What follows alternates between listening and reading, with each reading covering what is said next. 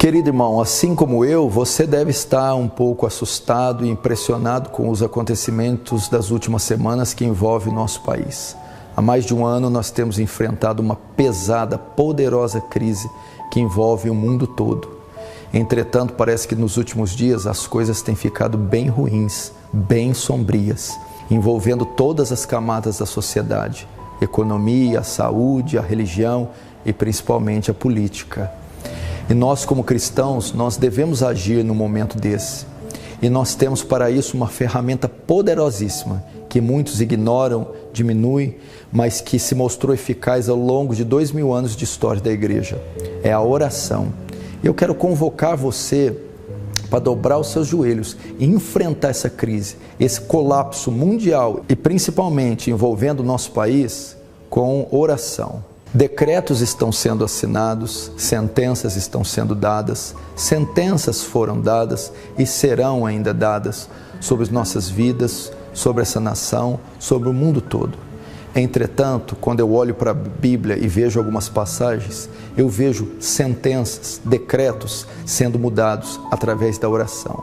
Você pode ver isso, por exemplo, na história do rei Josafá, quando ele foi cercado por 3 exércitos inimigos, os amonitas, menonitas e moabitas. Ele não tinha condição nenhuma de reverter aquela situação, nem de enfrentar aquele exército. O quadro era irreversível. O que ele fez? Convocou a nação para um tempo de oração e jejum.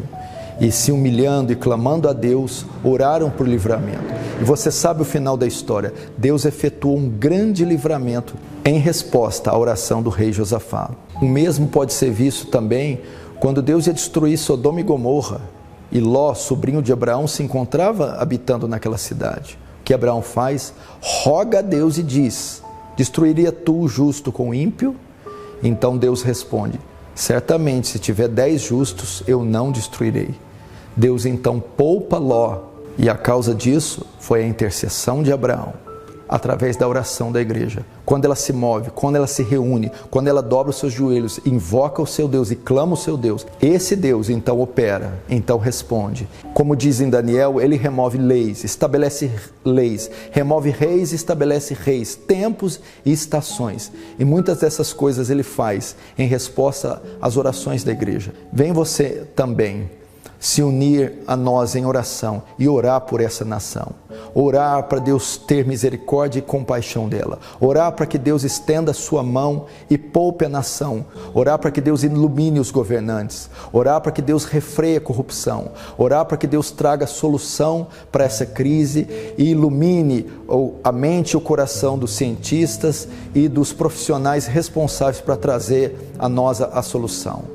Orar, irmãos, para a igreja ser purificada, avivada. Orar para que os santos não se percam e sejam sustentados nesses dias. Orar para que hajam conversões e que multidões de pessoas venham a Cristo, se arrependam dos seus pecados e reconheçam Jesus como o único Senhor e Salvador. Entretanto, apenas reunir para jejuar e orar não é suficiente, pois isso não se mostrou eficaz em um período da história de Israel. Quando você vai até Isaías 58, eles estão clamando a Deus, estão gemendo com dificuldades, pedindo a misericórdia divina, e Deus não responde. E o texto diz: por que oramos nós e tu não responde? Por que afligimos a nossa carne e o Senhor não atenta? Então veja só, eles estavam num momento de oração, de jejum, solene, toda a nação envolvida, clamando a Deus, e Deus não os respondia. Então o fato só de orar e jejuar, clamar a Deus, ainda não se mostra suficiente em alguns casos. Então é que Deus vai respondê-los no capítulo 59 e vai dizer: é que vossos pecados fazem separação entre vós e vosso Deus.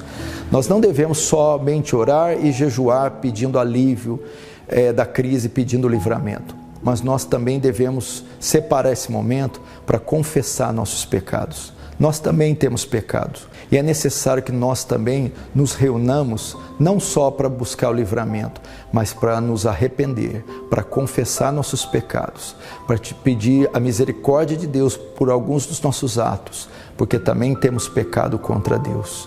Então, depois de, com oração e jejum, arrependidos, com o rosto em terra, pedindo a misericórdia divina, pedindo perdão dos nossos pecados, então há esperança que Deus sare essa terra. Como diz 2 Crônicas 7,14, se meu povo que se chama pelo meu nome, orar, buscar minha face, se arrepender dos seus maus caminhos, então eu ouvirei do céu, perdoarei seus pecados e sararei a sua terra. Vamos então usar esses próximos dias para isso. Oração, jejum, confissão solene dos nossos pecados e dos pecados da nação. E pedir, como está em Joel, poupa o teu povo, Senhor. Não entrega eles ao opróbrio, não entrega eles à vergonha. Poupa a nação, poupa esse mundo, Senhor, desse tempo tão sombrio.